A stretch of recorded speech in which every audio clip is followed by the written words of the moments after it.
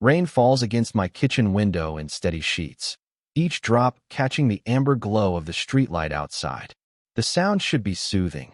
It always was before, but tonight it feels like percussion against my skull, marking time I don't want to count. I sit at this small wooden table that came with the apartment, my hands wrapped around a coffee mug that went cold an hour ago. The ceramic feels rough under my palms, a texture I've memorized during these sleepless nights that have become routine. My phone lies face up beside the mug. Its screen dark now, but I can still see the ghost of those words burned into my retinas. Do you remember that night? 3 simple words followed by a question mark that might as well be a loaded gun. The sender's name glows in my memory. Marcus. I lean back in this chair that creaks under the slightest movement, and the sound echoes in the quiet apartment like a confession I'm not ready to make. My chest rises and falls in a rhythm that feels deliberate, controlled, as if I'm reminding my lungs how to work. The wedding ring on my left hand catches what little light filters through the rain-streaked window, and suddenly it feels like it weighs 20 pounds instead of the few grams of gold it actually is. The apartment around me is small, practical, the kind of place you choose when function matters more than beauty. Beige walls, hardwood floors that show every scuff mark, a kitchen that opens directly into the living room because there wasn't money for anything grander. Audrey picked out most of the furniture. She has an eye for making spaces feel warm, lived in. But tonight, even with her careful touches, the rooms feel hollow. Every shadow seems deeper. Every corner holds a question I've been avoiding. From somewhere in the walls, water drips with metronomic persistence. It's the kitchen faucet, the one I keep meaning to fix but never quite get around to. The sound has become part of the apartment's language, a steady reminder that things break down slowly, imperceptibly, until one day you notice the damage has been there all along. I close my eyes and let my mind drift backward, pulled by the gravitational force of memory toward that night 6 months ago. The night that split my life into before and after, though I didn't understand it then. I was still telling myself it meant nothing, still convinced I could bury it deep enough that it would disappear entirely. It was October. I remember because the leaves were just starting to turn, that first hint of gold creeping into the green. Marcus had suggested we meet at O'Malley's, that cramped bar downtown where the music is always too loud and the beer is always too warm. We'd been going there for years, since college, back when we thought the dimly lit booths and sticky floors were charming instead of depressing. The place was packed that night, bodies pressed close in the October heat that still clung to the city. I remember the smell of sweat and spilled liquor, the way voices had to compete with the bass line that thrummed through the floorboards. Marcus was in his element in crowds like that. He always was. Where I tended to shrink back, find corners, he would expand, his laughter carrying over the noise, his presence somehow making the cramped space feel bigger. We'd claimed 2 stools at the far end of the bar, our usual spot when we could get it. Marcus was telling me about his latest project at the design firm, gesturing with his hands the way he always did when he got excited. His sleeves were rolled up to his elbows, and I found myself watching the movement of his forearms as he spoke, the way tendons shifted under skin, the small scar near his wrist from when he'd fallen off his bike in junior year. I wasn't really listening to his words. I was watching his mouth move, the way his eyes lit up when he hit the punchline of whatever story he was telling. There was something electric about Marcus that night, some energy I couldn't name but felt drawn to like gravity. When he laughed, I felt it in my chest, a warmth that had nothing to do with the whiskey I'd been nursing. The music shifted to something with a heavier beat, and Marcus leaned closer to be heard over the noise. His knee bumped against mine where we sat, and neither of us moved away. I could smell his cologne, something woody and clean that I'd grown to associate with safety, with home. His proximity made my skin feel hypersensitive, every nerve ending alert in a way that should have been a warning. He was saying something about a client, something that required him to lean even closer, his breath warm against my ear. I turned my head to respond, to make some joke or offer some advice. I don't remember what I intended to say, but when I turned, he was right there, his face inches from mine, and something in his expression shifted. The noise of the bar seemed to fade into white static. His eyes dropped to my mouth for just a fraction of a second, but it was long enough for me to see the question there, the want that I'd been pretending not to notice for years. My heart hammered against my ribs like it was trying to escape, and I should have pulled back. I should have made some joke, deflected with humor the way I always did when moments got too heavy. Instead, I froze. And Marcus, beautiful, impulsive Marcus, took that stillness as permission. He kissed me. It was soft at first, tentative, like he was giving me a chance to stop him. His lips were warm and tasted like the beer he'd been drinking, and for a heartbeat that felt like an eternity, I let myself feel it. Really feel it. The press of his mouth against mine, the way his hand came up to rest lightly against my jaw, the way my entire world seemed to narrow down to that single point of contact. Then reality crashed back in. The noise of the bar returned like a wave, all those voices and that pounding music, and I remembered where we were, who I was, what this meant. I pulled back, not violently but definitely, creating space between us that felt both necessary and devastating. Marcus's eyes searched mine, looking for something I wasn't sure I could give him. His face was flushed, his breathing uneven, and I realized mine was too. We stared at each other for what felt like hours, but was probably only seconds. The weight of 14 years of friendship hanging between us suddenly transformed into something I didn't know how to name. Neither of us spoke. I don't think either of us knew what to say. How do you address a moment that changes everything? How do you take back a kiss that reveals truths you've spent years hiding from yourself? I remember the feeling more than the details of what happened next. The way my chest felt tight, like someone had wrapped steel bands around my ribs. The way my hands shook slightly as I reached for my wallet, mumbled something about needing to get home to Audrey. The way Marcus nodded, his face carefully neutral now, as if he was already beginning to regret what he'd done. The walk to my car felt like moving through water, every step deliberate and strange. The October air was sharp against my skin, a contrast to the warmth that still lingered on my lips. I sat in the driver's seat for 10 minutes before starting the engine, staring at my reflection in the rearview mirror, looking for some sign of how I'd changed, some visible evidence of the earthquake that had just reshaped my inner landscape. When I got home, Audrey was already asleep, her face peaceful against the pillow, one hand tucked under her cheek. I stood in the doorway of our bedroom for a long time, watching her breathe, feeling like an intruder in my own life. She looked so innocent, so trusting, and I felt the weight of what had happened settling into my bones like a permanent ache. I brushed my teeth twice that night, as if I could wash away the memory of Marcus's mouth on mine. But when I finally lay down beside my wife, staring at the ceiling while she slept peacefully beside me, I could still feel it. The ghost of that kiss, the question it raised, the door it had opened that I didn't know how to close. Now, 6 months later, sitting in this quiet kitchen with rain drumming against the windows, I realized that door was never meant to be closed. It was meant to be walked through. But walking through it means leaving behind everything I thought I knew about myself, everything I built my life around. The phone buzzes against the table, making me jump. Another message from Marcus, probably. Or maybe Audrey, checking in from her night shift at the hospital. I don't look. I can't, not yet. Instead, I sit here in the dim light, listening to the rain and the dripping faucet, feeling the weight of that question mark like a stone in my chest. Do you remember that night? As if I could forget. As if it hasn't been playing on repeat in my mind for 6 months. That moment when Marcus's lips touched mine and everything I thought I knew about myself shifted like sand beneath my feet. As if I haven't been carrying it with me everywhere. This secret that feels too big for my body, too dangerous to speak aloud. Outside, thunder rolls across the city, low and distant but getting closer. The storm is moving in, and I'm sitting here in its path, finally ready to admit that I've been running from this moment since I was 19 years old and first realized that the way I looked at Marcus wasn't the way most men look at their best friends. The truth has been waiting for me all this time, patient as stone, inevitable as weather. And now, with rain falling and my marriage ring heavy on my finger and Marcus's question glowing in the darkness of my phone, I think I'm finally ready to stop running toward it and start running toward it instead. The apartment feels smaller now, like the walls are closing in.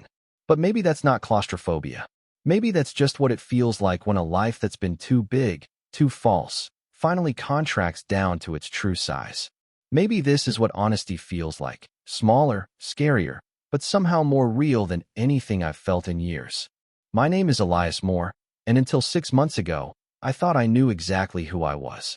32 years old, structural engineer, married to a woman I met in college. My life had the clean lines of a blueprint, every angle calculated, every measurement precise. I built bridges for a living, spanning gaps, connecting points A to point B with mathematical certainty. There was comfort in that kind of predictability, safety in structures that wouldn't collapse under pressure. I work for Henderson Engineering downtown, a mid-sized firm where I've spent the last 8 years designing highway overpasses and pedestrian walkways. My colleagues know me as reliable, methodical, the guy who double-checks every calculation and never misses a deadline. I wear the same rotation of button-down shirts and khakis, keep my dark hair cut short and neat, maintain the kind of professional appearance that never draws attention or raises questions. Home is a 2-bedroom row house in Northern Liberties that Audrey and I bought 3 years ago when we finally had enough saved for a down payment. It's narrow but deep, with original hardwood floors that creak in all the familiar places and windows that face east, so we get morning light in the kitchen. Audrey picked out paint colors that make the small rooms feel larger, soft grays and warm whites that she said would photograph. Well, when we eventually sell and move somewhere with a yard, somewhere better suited for the children we always talked about having someday. Audrey works the evening shift at Jefferson Hospital, 7 p.m. to 7 a.m., for days a week. She's been a registered nurse for almost as long as I've been an engineer, and she approaches her job with the same quiet competence she brings to everything else. When she comes home in the mornings, she kicks off her white sneakers by the front door and pads to the kitchen in her scrubs, pouring coffee that I've already made and sitting at our small table to decompress from whatever emergencies filled her night. We've been married for 6 years, together for 10. We met during our senior year at Temple, at a party thrown by mutual friends who insisted we'd be perfect for each other. They were right, in all the ways that matter on paper. Audrey is kind without being naive, smart without being competitive, pretty in a way that doesn't demand attention. She laughs at my dry humor and tolerates my need for everything to be organized just so. She makes excellent lasagna and remembers to send birthday cards to my parents and never complains when I spend too much time with Marcus. Marcus Reed has been my best friend since sophomore year, when we were randomly assigned as roommates in Johnson Hall. I was studying engineering. He was majoring in graphic design with a minor in art history and a talent for making friends with everyone on our floor. Where I was serious and studious, Marcus was spontaneous and charming. He convinced me to skip classes I'd never missed, dragged me to parties I never would have attended on my own, taught me that life didn't always have to follow a predetermined plan. Physically, we couldn't be more different. I'm tall and lean, all sharp angles and careful posture.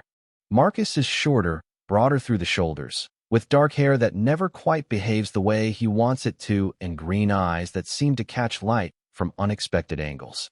He gestures when he talks, fills rooms with his presence in a way I've always envied. Where I measure twice and cut once, Marcus improvises, makes decisions based on instinct rather than analysis, somehow always lands on his feet. After graduation, we both stayed in Philadelphia. I found my job at Henderson. Marcus started at a boutique design firm in Old City, where he creates branding for restaurants and small businesses. We maintained our friendship with the dedication of people who understand they've found something rare. Friday night beers became ritual, along with helping each other move apartments, serving as each other's emergency contacts, sharing the kind of easy intimacy that develops between men who've known each other since they were boys figuring out how to be adults. Audrey has always liked Marcus, though she's never fully understood the depth of our connection. "You two are like an old married couple," she said once, laughing as she watched us argue about whether Die Hard counts as a Christmas movie. The comment was meant to be affectionate, teasing, but it stayed with me longer than it should have. I found myself analyzing moments with Marcus through that lens, looking for signs of something I couldn't quite name. There were moments, over the years, that felt charged with more than friendship. Times when his hand would linger on my shoulder just a beat too long, when our eyes would meet across a crowded room and hold for 1 second more than necessary. Shared silences that felt almost sacred, loaded with meaning I was afraid to examine.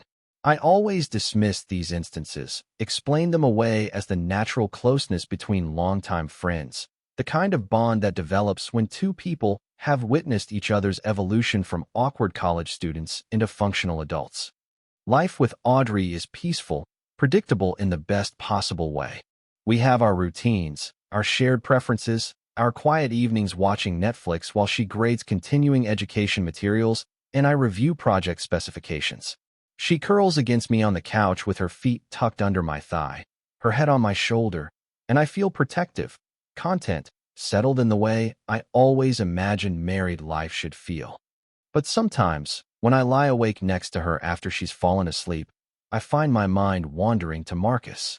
Not in any way I was willing to acknowledge, but in a way that made my chest feel tight, made me question things I'd never allowed myself to question. The way he looked at me sometimes, with an intensity that seemed to see straight through whatever facade I was maintaining. The way conversations with him felt different from conversations with anyone else, more immediate, more essential. I told myself this was normal, that all close friendships had this kind of complexity. I built explanations the way I built bridges, with careful engineering designed to support whatever weight I placed on them. Marcus was just charismatic, just the kind of person who made everyone feel special. I was just overthinking things, reading significance into moments that were perfectly innocent. But the architecture of denial, no matter how carefully constructed, can only withstand so much pressure. And that night in October, when Marcus's lips touched mine in that crowded bar, every support beam I'd built came crashing down at once. 6 months later, I'm still sitting in the wreckage, trying to figure out what can be salvaged and what needs to be rebuilt from scratch. The text from Marcus arrives on a Tuesday morning in April, 6 months after everything changed and 3 days after I finally worked up the courage to delete his previous message without responding. I'm standing in my office, reviewing structural calculations for a pedestrian bridge in Center City, when my phone buzzes against the desk. The sound makes my stomach clench before I even see his name on the screen. New apartment. Having a few people over Saturday night. You should come. Simple words, casual tone, the kind of invitation he's extended hundreds of times over the years. But there's something different about this one, something that makes my hands shake slightly as I read it. Maybe it's the timing, coming so soon after his last message, the one that asked if I remembered that night. Or maybe it's the way he's phrased it, not asking, but stating, "You should come," as if he knows something I don't about what I need. I stare at the text for 10 minutes, my finger hovering over the keyboard, typing and deleting responses that all sound wrong. Yes sounds too eager. No sounds too final. Maybe sounds like cowardice, which it probably is. In the end, I don't respond at all, letting the message sit there like an undetonated bomb while I try to focus on load-bearing calculations and wind resistance factors. But Marcus knows me too well to let silence serve as an answer. The second text comes an hour later. Please come. Just you and me after everyone leaves. I need to talk. Those last 4 words undo me completely. I need to talk. In 14 years of friendship, Marcus has never said anything like that. He's the one who avoids serious conversations, who deflects with humor when things get too heavy, who prefers to let time heal whatever wounds need healing. For him to ask directly, explicitly, for conversation means this is bigger than I've been pretending it is. I spend the rest of the week in a state of low-grade panic, distracted at work, distant at home. Audrey notices, she always does, but she attributes it to job stress, project deadlines, the usual pressures that sometimes make me withdraw into myself. She brings me coffee without being asked, rubs my shoulders while I sit at the kitchen table pretending to review blueprints, gives me the kind of gentle care that makes my guilt feel like acid in my throat. Saturday arrives gray and drizzly, the kind of Philadelphia spring day that can't decide what season it wants to be. I tell Audrey I'm meeting Marcus for drinks, which is technically true, though I leave out the part about the gathering at his new place, the part about staying after everyone leaves, the part about a conversation I'm both desperate for and terrified of having. Marcus's new loft is in Northern Liberties, only a few blocks from the house Audrey and I share, close enough that I could walk if I wanted to. It's a converted warehouse space on the 3rd floor of a building that used to manufacture textiles, all exposed brick and industrial fixtures that Marcus has somehow made feel warm and lived in. Large windows face west, letting in what little light the cloudy afternoon provides. When I arrive, the space is already full of people I don't recognize, colleagues from his design firm, neighbors from the building, friends of friends who move through the loft with the easy confidence of people who belong wherever they happen to be. The air smells like wine and the Thai takeout someone brought, mixed with the lingering scent of sawdust and fresh paint that suggests Marcus is still settling in. He greets me at the door with that same easy grin I've known for over a decade, the one that used to make everything feel simple and uncomplicated. But when our eyes meet, there's something different there, something searching and intentional that makes my chest tighten. He looks good. He always looks good, wearing dark jeans and a gray sweater that brings out the green in his eyes. His hair slightly mussed in a way that suggests he's been running his fingers through it. We hug briefly, the way we always have, but I'm hyper-aware of every point of contact, the warmth of his arms around my shoulders, the familiar scent of his cologne, the way he holds on just a fraction of a second longer than necessary. When we separate, his hand lingers on my arm, fingers warm through the fabric of my shirt. "You came," he says, and there's relief in his voice that makes me realize how uncertain he was about whether I'd show up. I almost didn't, I tell him, and immediately regret the honesty. He nods like he understands, like he expected that response. But you did. The next few hours pass in a strange suspension of normalcy. Marcus introduces me to people whose names I immediately forget. We make small talk about work and weather and the Phillies' chances this season. We drink wine from actual glasses instead of the plastic cups I was expecting. I watch Marcus move through the crowd, playing host with the kind of natural charm I've always admired, and I try to pretend this is just another party, just another evening in a friendship that spans more than half our adult lives. But underneath the surface pleasantries, there's electricity in the air between us, a charge that builds every time we catch each other's eye across the room. Every time he brings me a fresh drink and our fingers brush. Every time he leans close to say something over the conversation noise, and I feel his breath against my ear. By 10 o'clock, the crowd begins to thin. People drift toward the door in small groups, calling out thanks and promises to get together soon, leaving behind the comfortable debris of a successful gathering. I should leave with them. I know I should. Every rational part of my brain is screaming at me to say goodbye, to claim early morning obligations, or Audrey's expectation that I'll be home at a reasonable hour. Instead, I find myself helping Marcus clear glasses and plates, moving through his kitchen with the kind of easy familiarity that comes from years of friendship. We work mostly in silence, the quiet comfortable in a way that feels both natural and loaded with meaning. When the last guest finally leaves, calling out goodbyes from the hallway, the silence that follows feels enormous. Marcus closes the door and turns to look at me, leaning back against it like he needs the support. The loft suddenly feels much smaller with just the two of us in it. All that space somehow contracting down to the distance between where he stands and where I'm frozen in his living room, holding an empty wine glass like a shield. I should go, I say, but I don't move toward the door. Marcus pushes off from the door and walks to his kitchen, pulling a bottle of whiskey from a cabinet above the sink. The good stuff, something smooth and expensive that he saves for occasions that matter. He pours 2 glasses, neat, and holds one out to me. "Stay," he says simply. "Please." And despite every warning bell going off in my head, despite the wedding ring on my finger and the wife waiting at home, despite 14 years of carefully maintained boundaries that kept our friendship safe and uncomplicated, I take the glass from his hand and follow him to the balcony that overlooks the city we've both called home for more than a decade. The balcony is small, barely wide enough for both of us to stand without our shoulders touching.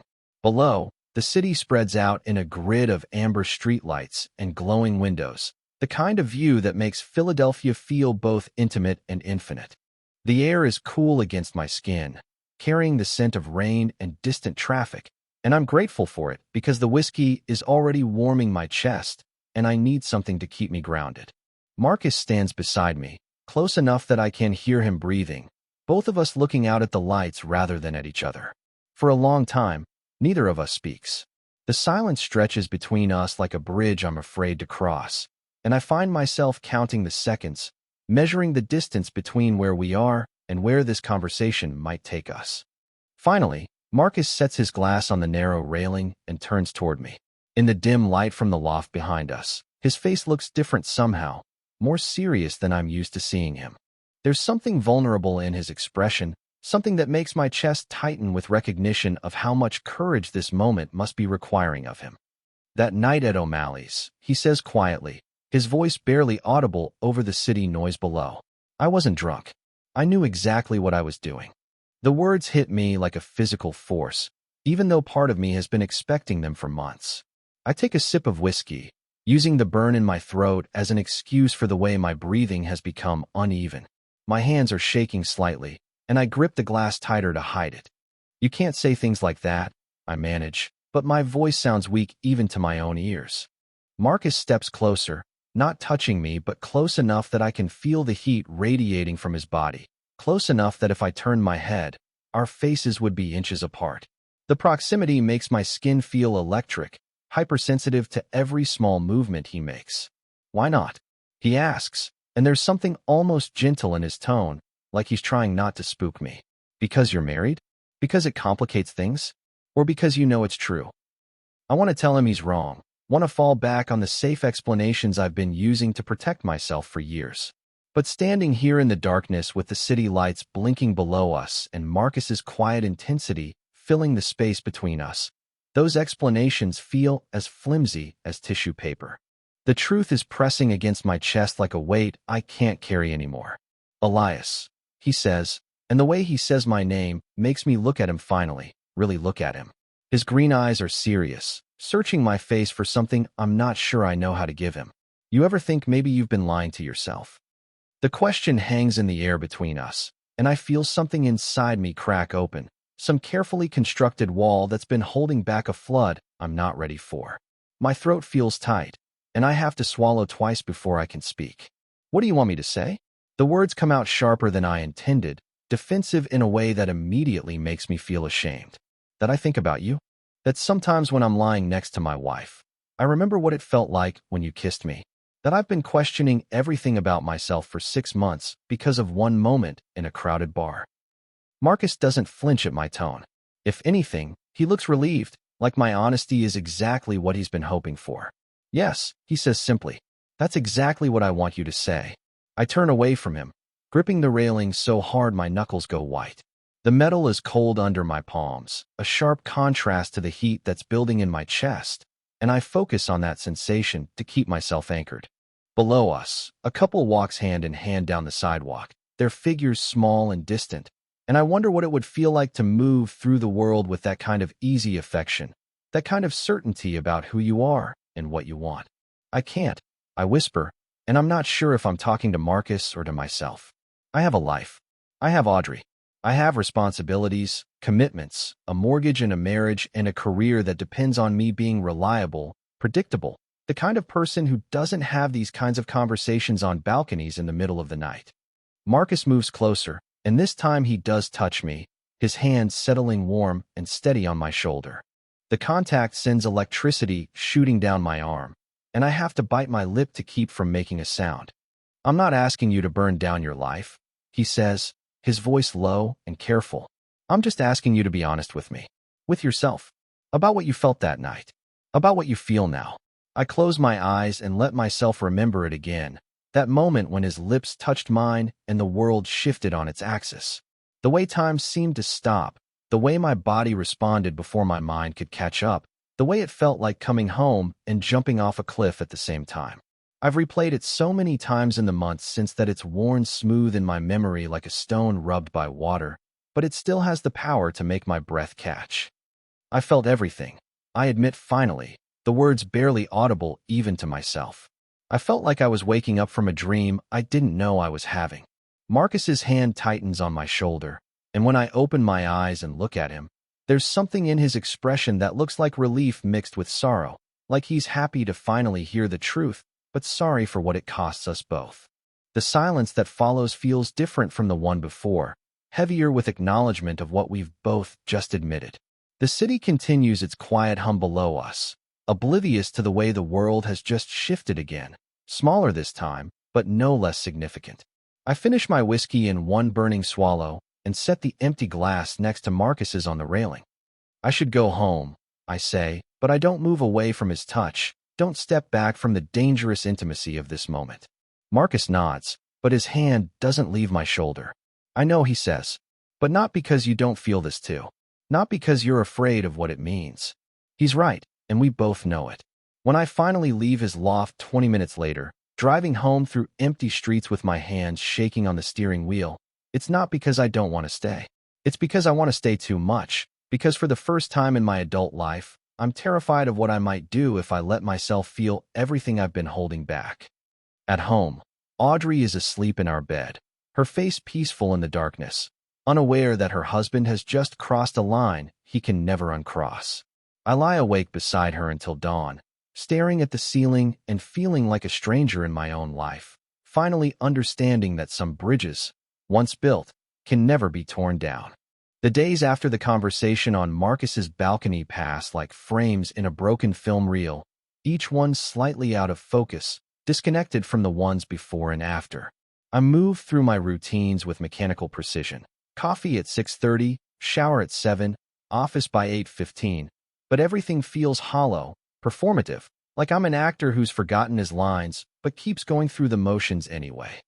At work, I stare at blueprints until the lines blur together, make calculations that I have to redo 3 times because my mind keeps drifting to the way Marcus looked at me in the darkness, the weight of his hand on my shoulder, the quiet intensity in his voice when he asked me to be honest. My colleagues notice my distraction but attribute it to the usual pressures of project deadlines and client demands. If only they knew the real load-bearing calculations I'm trying to figure out have nothing to do with concrete and steel. At home, Audrey moves through her evening routine with the same gentle efficiency she brings to everything, heating up leftovers while I pretend to review structural specifications at the kitchen table. She talks about her patients, about a difficult family in the ICU, about plans for her sister's birthday next month, and I nod and make appropriate responses while feeling like I'm watching our life through bulletproof glass. One evening, 2 weeks after that conversation with Marcus, Audrey sits across from me at our small kitchen table and studies my face with the careful attention she usually reserves for checking vital signs. The silence stretches between us until she finally sets down her fork and leans back in her chair. "You've been different lately," she says, her voice gentle but direct. "Distant. Like you're carrying something heavy and won't let me help." The observation hits closer to home than I'm prepared for, and I have to look away from her concerned brown eyes. "I'm fine," I tell her, the lie sitting bitter on my tongue. "Just work stress. The Germantown Bridge project is more complicated than we anticipated." Audrey nods, but I can see she doesn't entirely believe me. She's too observant, too attuned to the rhythms of our shared life not to notice when something fundamental has shifted. But she also knows me well enough to understand that I process things internally, that pushing for answers before I'm ready to give them will only make me retreat further. That night, I lie awake listening to her breathe beside me, feeling the familiar weight of her leg draped over mine, and I'm overwhelmed by a sense of betrayal so profound it makes my chest ache. Not betrayal of her, not yet, but betrayal of myself, of the person I thought I was, of the life I built on foundations that are proving to be less solid than I believed. Marcus starts texting again, but differently this time. Not the loaded questions or urgent requests to talk, but small things, everyday observations that feel like lifelines thrown across the growing distance between us. A photo of coffee from the cafe we used to frequent in college. A screenshot of an article about the Sixers that he knows will make me laugh. Simple gestures that somehow feel more intimate than grand declarations, more dangerous because they're so easy to rationalize as normal friendship. I don't respond to most of them, but I save every one. The breaking point comes on a Thursday evening in early May. Audrey is working a double shift, covering for a colleague who called in sick, and I'm alone in our house with nothing but my thoughts and the growing certainty that I can't continue living in this state of suspended animation. I've been drinking wine. More than usual, enough to blur the edges of my carefully maintained self-control. When I find myself standing in front of our bedroom mirror, studying my reflection like I might find some visible evidence of the transformation happening inside me. The man looking back at me appears the same as always, tall, lean, dark hair slightly disheveled from running my fingers through it, the same face I've worn for 32 years. But something in my eyes looks different, more honest somehow. Like a mask has been partially removed, and I can see the person I've been hiding, even from myself. Without allowing myself time to think about it, to talk myself out of it, I grab my keys and drive across the city to Marcus's loft. I don't text first. Don't call ahead. Don't give myself any opportunity to reconsider. The wine makes everything feel both more urgent and more inevitable, like I'm finally acting on impulses I've been suppressing for months, maybe years. Marcus answers the door wearing jeans and a paint-stained t-shirt, his hair messy like he's been working on something creative. When he sees me standing there, his expression shifts from surprise to something deeper, more knowing, like he's been expecting this moment even if I haven't. I don't know what I am anymore. I say without preamble, the words rushing out before I can stop them. I don't know who I am or what I want or how to make sense of anything that's happening inside my head. Marcus steps aside to let me in, closing the door behind me with a soft click that sounds like a decision being made. The loft is dimly lit, candles burning on the kitchen counter, jazz playing softly from speakers I can't see. It feels like a sanctuary, removed from the ordinary world where I have to pretend to be someone I'm not sure I've ever really been. You don't have to know, Marcus says, moving closer until we're standing in the middle of his living room, close enough that I can see the flecks of gold in his green eyes. You just have to stop running. And then he's right there, the way he was that night at O'Malley's. But this time there's no crowd, no noise, no external world to pull us back to safety. This time it's just us and the truth we've been dancing around for months, maybe years, and when he reaches up to touch my face, I don't pull away. I kiss him, not the other way around this time. I kiss him, fully and intentionally, with the weight of every suppressed feeling behind it. It's nothing like that first kiss in the bar, hesitant and shocking. This one is deliberate, hungry, the kind of kiss that acknowledges what we both already know, what we've been afraid to admit. When we break apart, I'm shaking, my heart hammering against my ribs like it's trying to escape. The taste of him lingers on my lips, and I feel like I'm standing at the edge of a cliff, terrified and exhilarated in equal measure. I have a wife, I whisper, the words coming out broken, desperate. Marcus nods, his forehead resting against mine, his breath warm against my skin. I know, he says quietly. I'm not asking you to cheat. I'm asking you to be honest. With me, with her, with yourself. The words hit me like a revelation, crystallizing something I hadn't been able to articulate. This isn't about betraying Audrey, though I know that's part of it. This is about finally admitting who I am, who I've always been but never had the courage to acknowledge. This is about stepping into a truth that terrifies me because it changes everything.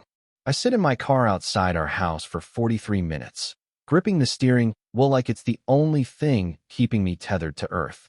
The taste of Marcus still lingers on my lips, and my hands won't stop shaking. Every few minutes, I start to reach for the door handle, then freeze, paralyzed by the magnitude of what I'm about to do. Through our front window, I can see the warm glow of the lamp Audrey always leaves on when she's reading in bed, waiting for me to come home. Home. The word feels foreign now, like a language I used to speak fluently, but have somehow forgotten. That house, with its carefully chosen paint colors and morning light in the kitchen, suddenly feels like a museum exhibit of a life I've been pretending to live. Everything inside belongs to a version of myself I'm no longer sure ever existed. When I finally force myself to walk up the front steps, my legs feel unsteady, like I'm learning to walk after a long illness. The key turns in the lock with the same soft click it always has, but the sound echoes differently tonight, final somehow, like the closing of a door rather than the opening of one. Audrey is exactly where I expected her to be, propped up against our headboard with a nursing journal open across her lap, her reading glasses perched on the end of her nose. She looks up when I appear in the doorway, and her smile is so genuine, so trusting, that I feel something break apart inside my chest. "You're home late," she says, closing the journal and setting it on her nightstand. "Everything okay?" I stand there in the doorway, still wearing my jacket, and try to find words for what I need to tell her. Every possible opening sounds inadequate, cruel, insufficient for the weight of what's coming.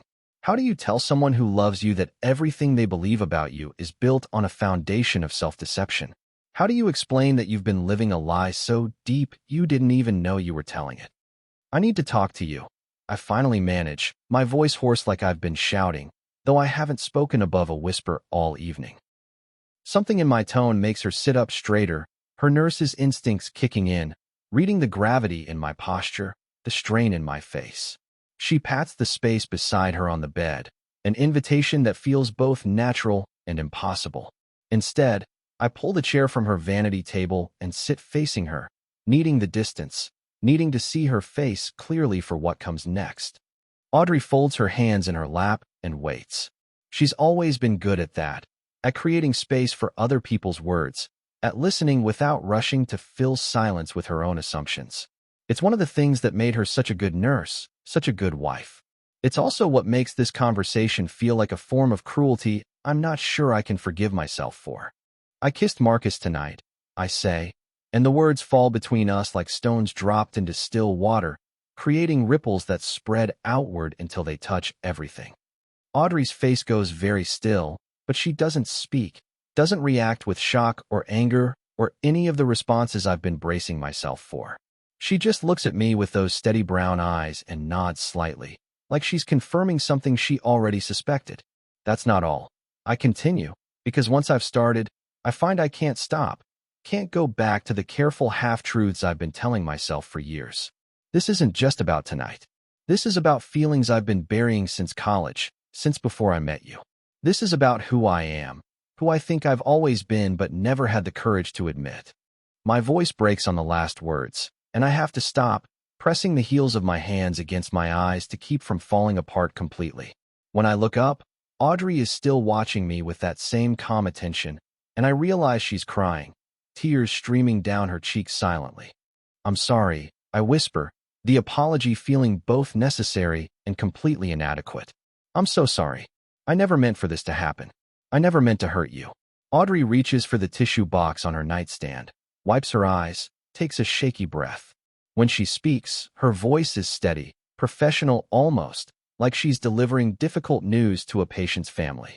I always wondered, she says quietly, not about Marcus specifically, but about something. You'd get this look sometimes, this distance, like you were somewhere I couldn't reach you. I told myself it was just your personality, that some people are more internal than others. She pauses, looking down at her hands, and when she continues, her voice is softer, more vulnerable. But sometimes, when we were intimate, it felt like you were performing instead of feeling. Like you were being the husband you thought you should be instead of the man you actually are. Her words hit me like physical blows, each one confirming fears I didn't even know I had. The worst part is how gently she delivers them, how much compassion she manages to maintain even as I'm dismantling the life we built together.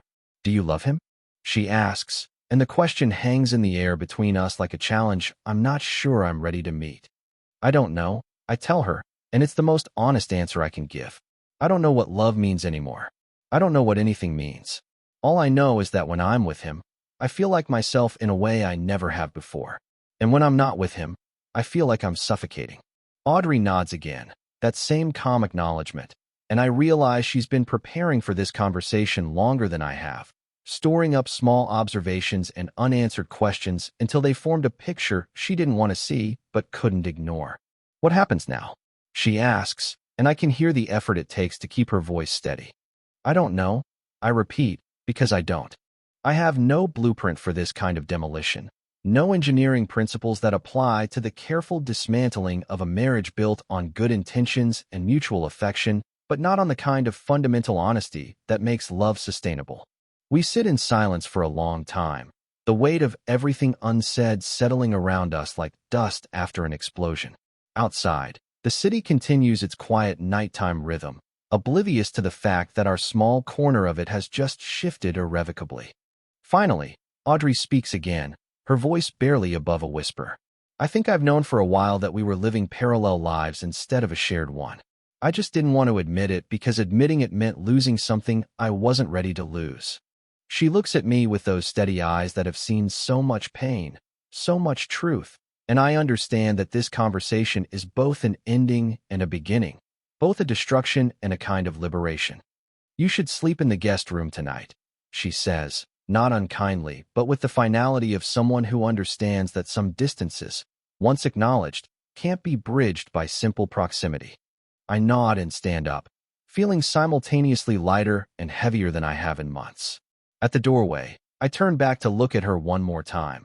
This woman who deserved so much better than a husband who was never fully present, never fully himself. I really am sorry, I tell her. I know, she says, and somehow, impossibly, I believe that she forgives me, even if I'm not sure I'll ever forgive myself.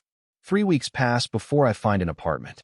3 weeks of sleeping in the guest room, while Audrey and I move around each other with the careful politeness of former lovers who are learning to be something else entirely.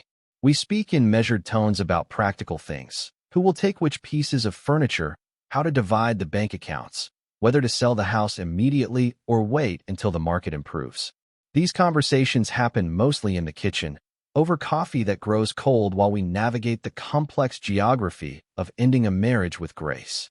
Audrey handles everything with the same steady competence she brings to medical emergencies, making lists and phone calls and appointments with lawyers who specialize in what they call amicable dissolution. She never asks about Marcus, never demands details about what happened or what might happen next. Instead, she focuses on the logistics of untangling two lives that have been braided together for a decade, approaching our separation like a complex medical procedure that requires precision and care to avoid unnecessary damage. I'm grateful for her restraint, though part of me wonders if her calm acceptance is a form of protection, a way of managing something too large and painful to confront directly. Sometimes I catch her looking at me with an expression I can't quite read, something that might be sadness or relief or both, and I want to apologize again, to find words that could somehow make this easier for both of us.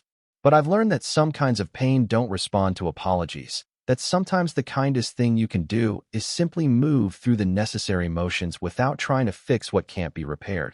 The apartment I finally choose is a studio in Northern Liberties, 6 blocks from Marcus's loft, and a universe away from the life I shared with Audrey.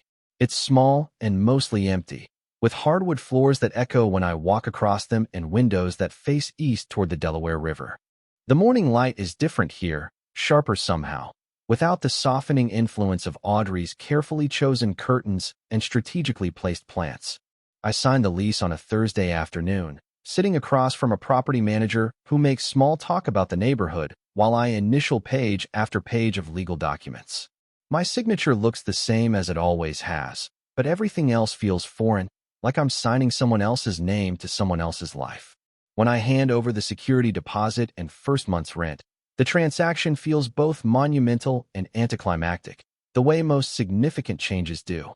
Moving is surprisingly simple when you only take what belongs to you personally, what predates the shared accumulation of married life. A few boxes of clothes, some books, my laptop and drafting supplies, the coffee maker Audrey insists I take because she knows I'm particular about my morning routine. Everything fits in the back of my Honda, leaving the apartment looking sparse but somehow more honest, like a space finally willing to admit what it actually contains. Marcus appears at my door on a Saturday evening in late May, carrying Thai food from the place we used to order from in college and a bottle of wine that probably costs more than my monthly utilities. I haven't called him, haven't texted since that night in his loft when everything changed, but somehow he knows I'm ready for this conversation, this next step in whatever we're becoming. We sit on the floor of my empty living room because I haven't bought furniture yet, our takeout containers spread between us like an offering. The wine is good, smooth, and warm, and it loosens something in my chest that's been tight for weeks. We don't talk about the divorce or the conversation with Audrey or the practical implications of what we've set in motion. Instead, we talk about work and books and whether the Phillies have any chance of making the playoffs, the kind of easy conversation that's always come naturally between us. But there's something different in the way we occupy space together now, something more intentional and less guarded. When Marcus reaches for the wine bottle, his fingers brush against mine, and neither of us pulls away. When he laughs at something I say, the sound fills the empty apartment with warmth. When our knees touch as we shift position on the hard floor, the contact feels like a small acknowledgement of possibilities we're both still learning to name. Later, after we've finished eating and the wine bottle sits empty between us, Marcus looks around the sparse apartment and smiles. "It looks like you," he says, and I'm surprised by how much the observation pleases me. "Does it?" I ask, because I'm still not sure who that person is, still discovering the shape of a life built around honesty instead of expectation. "It looks like potential," he clarifies, and something in his voice makes me meet his eyes. like someone who's finally ready to stop hiding. The words settle between us with the weight of truth, and I realize he's right. This empty apartment, these bare walls and echoing floors, they represent something I've never had before, space to become whoever I actually am instead of whoever I thought I should be. You changed everything with one kiss, I tell him, the words coming easier now than they would have weeks ago. Marcus shakes his head, his expression gentle but serious. Maybe you were just waiting for someone to give you permission to change it yourself. Outside, the city moves through its Saturday night rhythms, full of people living their authentic lives, making choices based on what they want rather than what they think they should want. For the first time in my adult life, I feel like I might be one of them. We don't define what we are that night. Don't rush to label or categorize or make promises about the future. Instead, we sit in the comfortable silence of my empty apartment, our shoulders touching lightly, and let the possibility of us exist without needing to be anything more than what it is in this moment. When Marcus finally leaves, walking the 6 blocks back to his own place in the soft spring darkness, I stand at my window and watch him disappear around the corner. The apartment feels quiet but not lonely, expectant rather than empty, like a space that's finally ready to be filled with something real. I sleep well that night for the first time in months, curled up on an air mattress in the center of my new life, dreaming of bridges I haven't built yet, structures that will connect who I was with who I'm becoming.